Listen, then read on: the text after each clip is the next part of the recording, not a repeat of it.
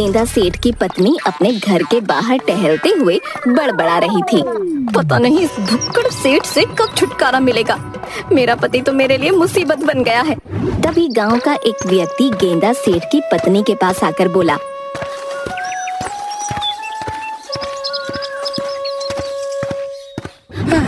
मेरी मदद कीजिए ठकुराइन।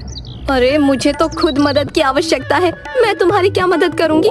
मेरे पास पैसे वैसे नहीं है। मैं आपसे पैसे नहीं मांग रहा। दरअसल मेरा भैंसों का तबेला है जिसमें कल अचानक से आग लग गई और मैंने बड़ी मुश्किल से मेरी भैंसों के खाने का भूसा बचा लिया है। कुछ दिन के लिए आप उस भूसे को अपने पास रख लीजिए। अच्छा तो तुम वही हो जिसके भैंसों के तबेले में आग लग गई थी। ठीक है, वो सामने कोठरी दिख रही है, वहाँ पर अपना भूसा रख दो। वो व्यक्ति अपनी भैंसों का भूसा रखकर वहाँ से चला गया।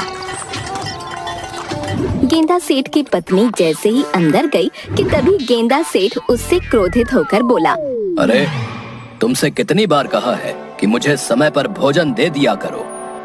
तुम्हारा कोई भोजन खाने का समय है क्या? तुम्हें तो हर सेकंड भूख लगती रहती है। ये तो तुमने बिल्कुल सही कहा। चलो जल्दी से मेरे लिए भोजन लेकर आओ। भोजन तो अब तुम्हें रात में ही मिलेगा। मैं जा रही हूँ।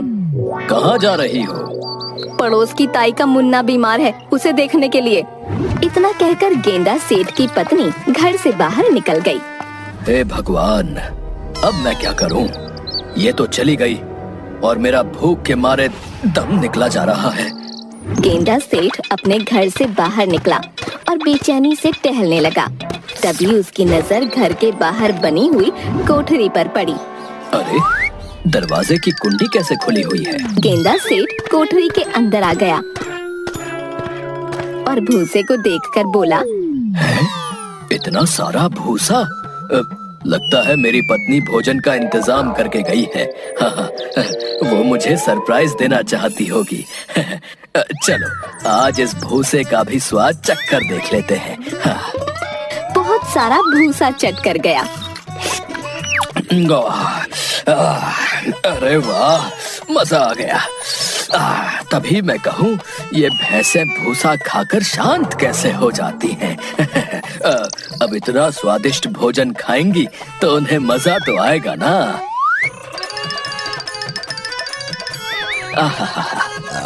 गेंदा सेठ जैसे ही उस कोठरी से बाहर निकला कि तभी गेंदा सेठ की पत्नी वहाँ आ गई।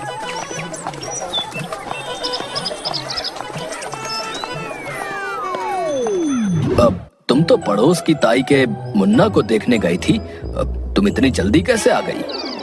तुम यहाँ पर क्या कर रहे हो?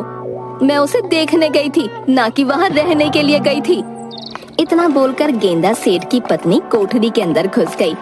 हे भगवान, ये जानवर उस बेचारे गरीब व्यक्ति का सारा भूसा खा गया। अब मैं उसे क्या जवाब दूंगी? इतना बोलकर वो कोठरी से बाहर निकलकर अपने पति से बोली, तुम इंसान हो कि जानवर? अब मैं बेचारे उस गरीब व्यक्ति को भूसा कहाँ से ला कर दूंगी? अब मुझे लगा तुमने ये मेरे लिए मंगवाया था, मुझे सरप्राइज देने के लिए। अरे भूखे जानवर, भूसा इंसान खाते हैं क्या? ये तो गाय और भैंसों का खाना है। मैं तो भूल ही गई थी कि मेरे घर में भैंस से भी बड़ा एक भैंसा मौजूद है। चलो जो भी हो, मुझे अब नींद आ रही है, मैं सोने जा रहा हूँ। इतना बोलकर गेंदा सेठ सोने चला गया।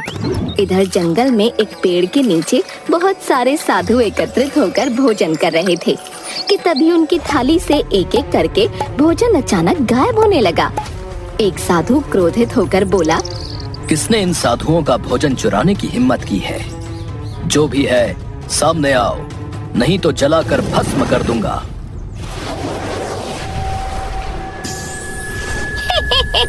मैंने चुराया है खाना, बता क्या कर लेगा तू?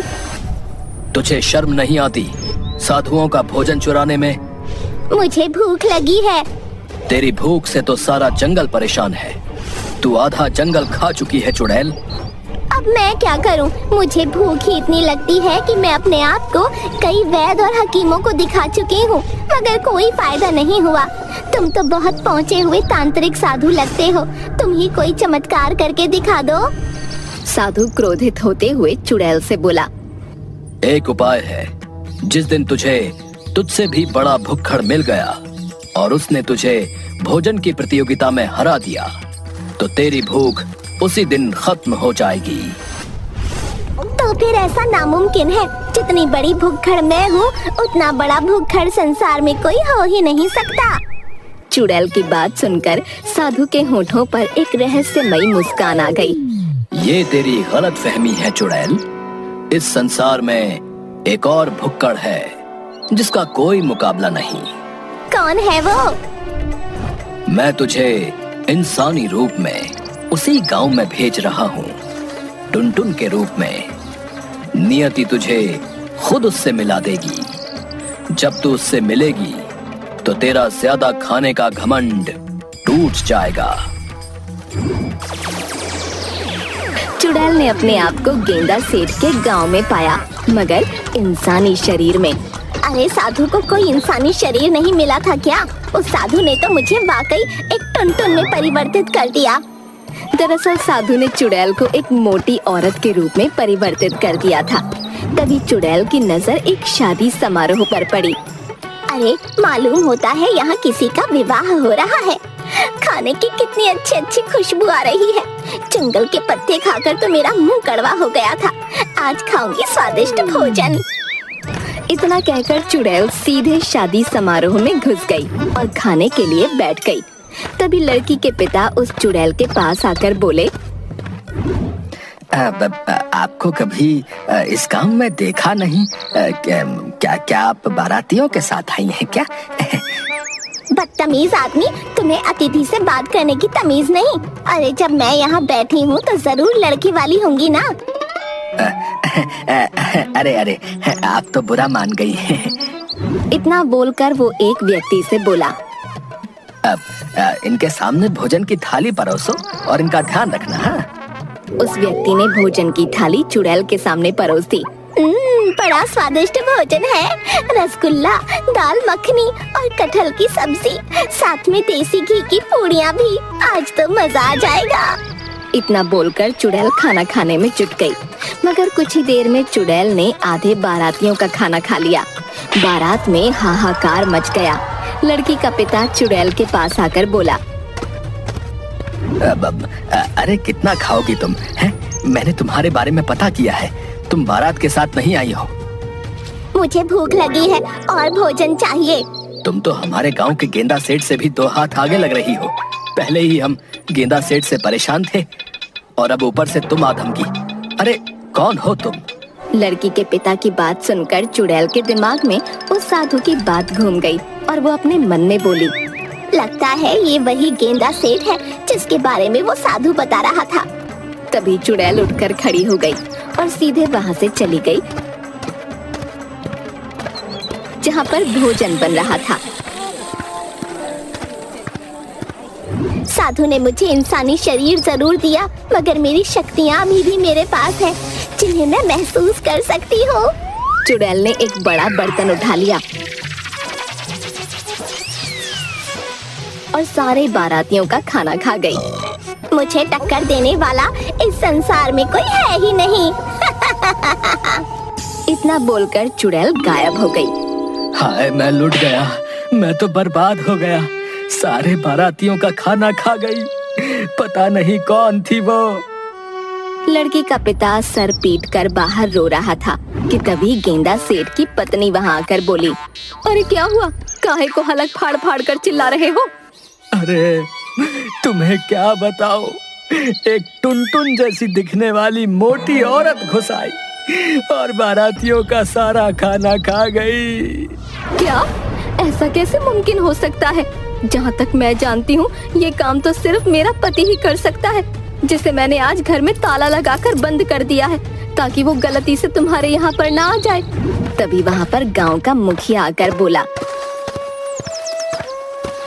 अब ये शुभ संकेत नहीं है, हमें जरूर किसी से मदद मांगनी चाहिए। मुखिया ने इतना कहा ही था कि तभी गांव के 3-4 व्यक्ति दौड़ते हुए वहां आए। अरे गांव के सारे ढाबों का खाना एक मोटी औरत खाकर चली गई। जब उसे मना किया गया तो उसने ढाबे के मालिकों को बुरी तरह से पीट कर रख दिया। पहले हम इस गांव में गेंदा सेठ से कम परेशान थे कि ये एक और गेंदा सेठ नहीं आ गई। हमें अब उस पहुंचे हुए साधु से मदद मांगनी पड़ेगी जो हमारे गांव से दूर एक जंगल में रहता है। अब चलो मेरे साथ। मुखिया गांव के लोगों को लेकर सीधा साधु के पास पहुंच गया।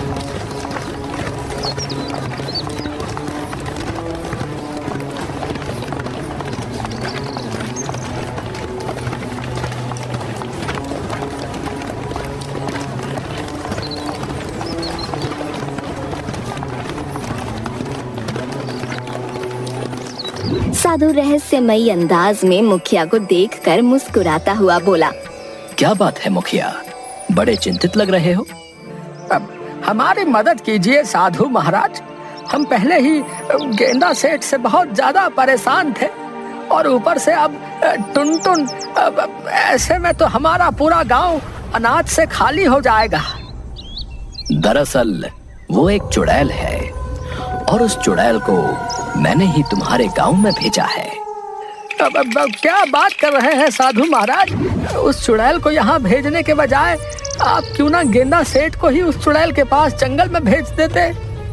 बकवास बंद करो मुखिया और मेरी बात ध्यान से सुनो। उस चुड़ैल ने जंगल में हम सब साधुओं का जीना हराम कर रखा था। इसीलिए आपने हम सबका जीना हराम करने के लिए उस चुड़ैल को हमारे गांव में भेज दिया।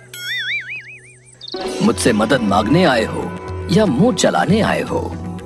अगर मुंह चलाने आए हो तो यहाँ से इसी वक्त चले जाओ। मैं तुम्हारी कोई मदद नहीं करूँगा। क्षमा कर दो साधु महाराज, मगर जल्दी से कोई उपाय बताओ। जाओ अपने गांव और दूसरे गांव जाकर चंदा इकट्ठा करके एक बहुत बड़ी भोजन की प्रतियोगिता रखो। उस प्रतियोगिता में गेंदा सेठ को बुलाना। खाने की प्रतियोगिता देखकर वो चुड़ैल जो कि टुनटुन के रूप में है अपने आप आ जाएगी। मुझे विश्वास है कि खाने में इस प्रतियोगिता में गेंदा सेठ जीत जाएगा और तुम्हारा पीछा उस टुनटुन से छूट जाएगा और साथ में उस चुड़ैल की भूख भी कम हो जाएगी। साधु की बात सुनकर मुखिया चंदा इकट्ठा करने में जुट गया।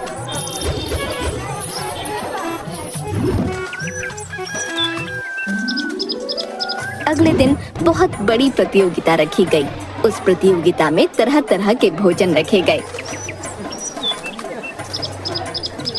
और गेंदा सेठ को बुलाया गया।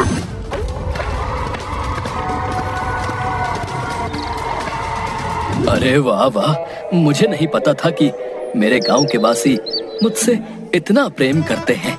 उन्होंने मेरे लिए इतना ढेर सारा भोजन तैयार कर रखा है। आहा। गेंदा सेठ, तुम इस भोजन को अकेले नहीं खाओगे, बल्कि कोई और भी खाएगा। मैं अपने भोजन को किसी को हाथ नहीं लगाने दूंगा। तभी वही चुड़ैल टुनटुन के रूप में आ गई और गेंदा सेठ की ओर देखकर बोली, अच्छा, तो तू ही है वो जिसके बारे में साधु का सोचना है कि तू मुझे हरा देगा। मुझे नहीं पता मैं तुम्हें हरा पाऊंगा या नहीं। बस मुझे इतना पता है कि मुझे बहुत जोरों की भूख लगी है। तो फिर देखते क्या हो, भोजन की थाली लगाओ, देखते हैं कौन जीतता है। कुछ ही देर में प्रतियोगिता शुरू हो गई। चुड़ैल और गेंदा सेठ ने खाना शुरू कर दिया।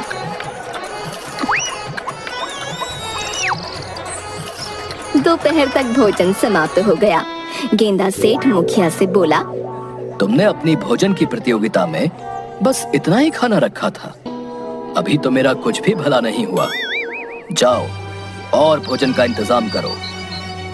हाँ, मुझे भी बहुत तेज भूख लगी है। मुखिया ने दूसरे गांव में भी चंदा कर रखा था। तुरंत वहां पर और भोजन लाया गया और गेंदा सेठ और चुड़ैल फिर से खाने लगे। शाम तक वो दोनों खाते रहे। रात के समय चुड़ैल डकार लेते हुए बोली, अब तो मेरा पेट भर गया है, इससे ज्यादा मैं नहीं खा सकती। तो वहीं गेंदा सेठ मुखिया से बोला, ये सारा खाना तो मेरी एक दाढ़ में हिलक गया है। मेरा कुछ भी भला नहीं हुआ। जाओ और भोजन लेकर आओ। ये सुनकर चुड़ैल को चक्कर आते हुए महसूस होने लगे। अरे तू इंसान है या जानवर? नहीं नहीं, तू जानवर भी नहीं हो सकता। जानवर भी इतना नहीं खाते। तेरे पेट में आखिर ऐसा क्या है जो तेरा इतना ढेर सारा भोजन खाने के बाद भी कुछ नहीं हुआ? ज्यादा चपड़ चपड़ मत कर, मुझे भूख लगी है। अगर मुझे खाना नहीं मिला तो मैं तुझे ही खा जाऊंगा। वैसे भी तेरे शरीर में बहुत ज्यादा मांस दिख रहा है, और जब मुझे भूख लगती है ना तो मैं कुछ भी खा सकता हूँ। ये सुनकर चुड़ैल बुरी तरह से डर गई और अपने आप से बोली, अरे ये तो वाकई बड़ा ही खतरनाक है। उस साधु ने सच ही कहा था। इतना बोलकर चुड़ैल वहाँ से उठकर भागने लगी। गेंदा सेठ क्रोधित होकर चुड़ैल के पीछे भागने लगा। अरे कहाँ भाग रही है? खाना खत्म हो गया है और अब मैं तुझे ही खाऊंगा। चुटकी बजाकर गायब हो गई और साधु के पास चली गई। क्या हुआ? एक चुड़ैल होकर इतनी डरी हुई क्यों हो? तुमने सही कहा था साधु महाराज। सुबह से शाम तक मैं और वो भुक्कड़ खाना खाते रहे। मैंने इतना खाना खा लिया कि अब मैं 2 साल तक कुछ न खाऊं, मगर उस भुक्कड़ सेठ की भूख कम ही नहीं हुई। आपको पता है वो मुझे खाने के लिए आ रहा था। तो फिर जाओ, जंगल में जाकर 2 साल के लिए सो जाओ। इतना बोलकर साधु ने चुटकी बजाई और वो चुड़ैल गायब हो गई। इधर गेंदा सेठ मुखिया से बोला, अरे बताओ, जब खाने का इंतजाम नहीं था तो प्रतियोगिता किस बात की रखी थी? मुझे भूखा लौटना पड़ रहा है। गेंदा सेठ अपने घर चला गया। हे ईश्वर, एक ही गेंदा सेठ काफी है हमारे गांव में, दूसरा मत भेजना। जान बची तो लाखों पाए।